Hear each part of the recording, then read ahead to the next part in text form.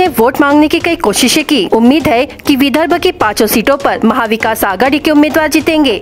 नेहरू और गांधी परिवार पर आरोप लगाकर भाजपा अपना पाप छुपा रही है, इसलिए भाजपा का प्रत्याशी गांव-गांव नहीं पहुंचा। हमारा प्रत्याशी गांव-गांव पहुंचा है तो हमारा उम्मीदवार शतक लगाएगा।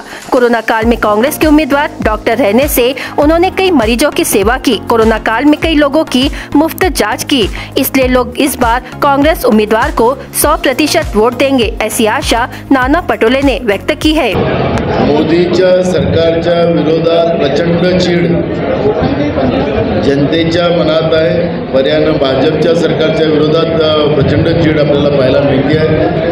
भंडारा गोंदिया सहित आज विदर्भातल्या 5 लोकसभा क्षेत्राच्या निवडणुका होतात आहेत आणि या 5 ठिकाणी काँग्रेसचे आणि महाविकास आघाडीचे उमेदवार पहिल्या टप्प्यात निवडून येतील अशा पद्धतीचं समर्थन जनतेचं आज आमच्या उमेदवारांना आहे आणि स्वाभाविक आहे की विजयाचं जी गण आहे ती इथून सुरुवात झालेली आहे।